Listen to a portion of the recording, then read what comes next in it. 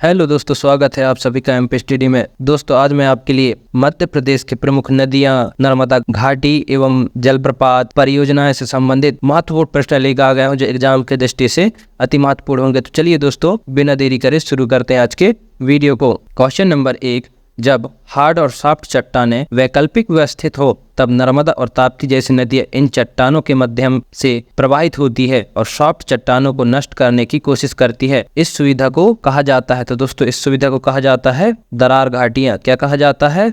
दरार घाटियां। जब हार्ड और सॉफ्ट चट्टानें वैकल्पिक व्यवस्थित हो तब नर्मदा और ताप्ती जैसी नदियां इन चट्टानों के माध्यम से प्रवाहित होती हैं और सॉफ्ट चट्टानों को नष्ट करने की कोशिश करती है। तो इस सुविधा को दरार घाटियां कहा जाता है। तो क्वेश्चन नंबर 1 का सही जवाब है ऑप्शन बी।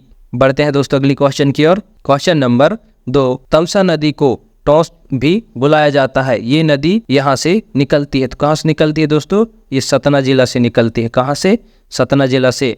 तमसा नदी को टॉस भी बुलाया जाता है। ये नदी सतना जिला से निकलती है। तो क्वेश्चन नंबर 2 का सही जवाब है ऑप्शन ए। बढ़ते हैं दोस्तों अगली क्वेश्चन की ओर। क्वेश्चन नंबर 3, एमपी के खंडवा जिले में स्थित बांध का नाम बताइए जिसमें भारत का सबसे बड़ा संभरण है। तो दोस्तों ये है इंदिरा सागर बांध। कौन है? इंदिरा सागर बांध।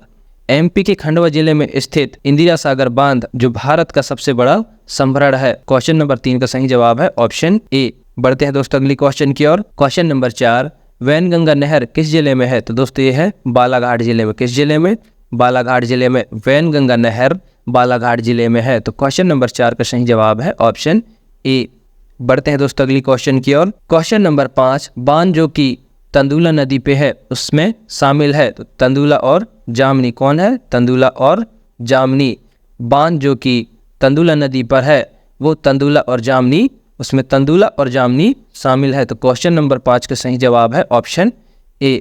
बढ़ते हैं दोस्तों अगली क्वेश्चन की ओर। क्वेश्चन नंबर 6, नर्मदा, ताप्ती और माही नदियां पश्चिम की ओर बहती हुई कहाँ मिलती हैं? दोस्तों ये मिलती हैं अरब सागर में। कहाँ मिलती है? अरब सागर में। नर्मदा, ताप्ती और माही नदियां पश्चिम की ओर बहती हुई अरब सागर में मिलती है। तो क्वेश्चन नंबर 6 का सही जवाब है ऑप्शन ए। बढ़ते हैं दोस्तों अगली क्वेश्चन की ओर। बारना स्थित है। दोस्तों बारना रायसेन जिले में स्थित है। कहाँ है?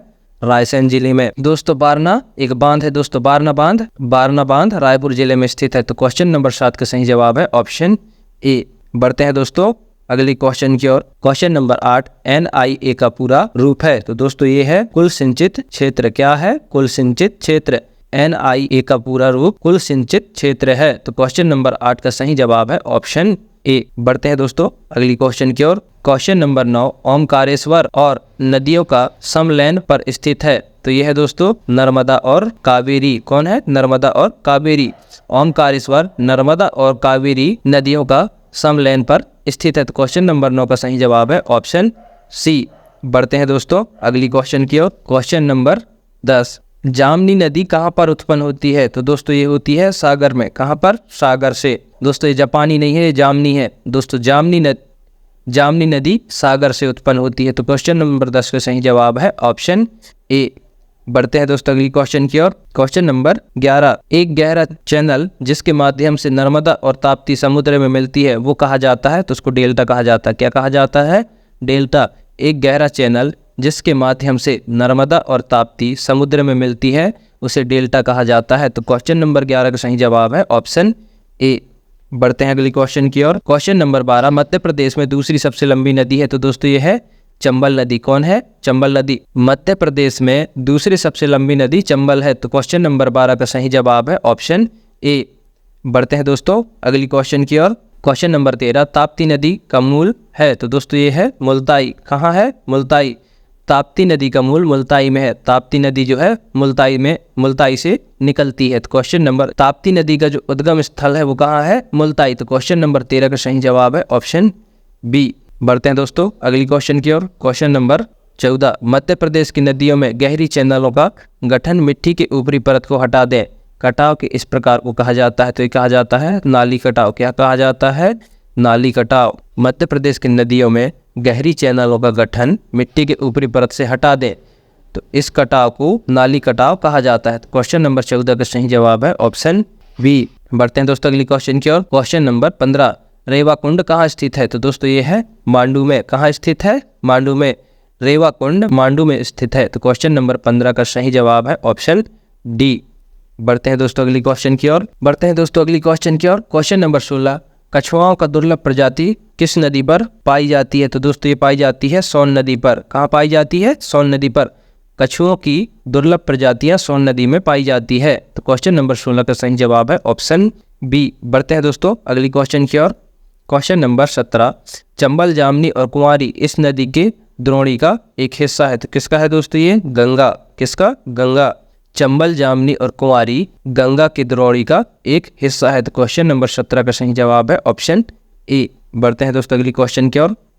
क्वेश्चन नंबर 18, मध्य प्रदेश और उत्तर प्रदेश के बीच एक सीमा बनाने वाली नदी है। तो दोस्तों ये है जामनी नदी। कौन है? जामनी नदी। मध्य प्रदेश और उत्तर प्रदेश के बीच एक सीमा बनाने वाली जामनी नदी है। तो क्वेश्चन नंबर 18 का सही जवाब है ऑप्शन ए। बढ़ते हैं दोस्तों अगली क्वेश्चन की ओर। क्वेश्चन नंबर 19, कुंवारी है। तो दोस्तों ये है सिंध की सहायक नदी। क्या है? सिंध की सहायक नदी। कुंवारी सिंध की सहायक नदी है। तो क्वेश्चन नंबर 19 का सही जवाब है ऑप्शन ए। बढ़ते हैं दोस्तों अगली क्वेश्चन की ओर। क्वेश्चन नंबर 20, नर्मदा नदी की औसत लंबाई लगभग है। तो दोस्तों ये है 1300 किलोमीटर। कितना है? 1300 किलोमीटर। नर्मदा नदी की औसत लंबाई लगभग 1300 किलोमीटर है। तो क्वेश्चन नंबर 20 का सही जवाब है ऑप्शन बी। तो दोस्तों आज की वीडियो को यही समाप्त करते हैं। दोस्तों वीडियो पसंद आए तो वीडियो को लाइक, कमेंट, शेयर करें और चैनल पे नए हैं तो चैनल को सब्सक्राइब करना ना भूलें। मिलते हैं दोस्तों एक नई वीडियो में, तब तक के लिए जय हिंद, जय भारत, वंदे मातरम।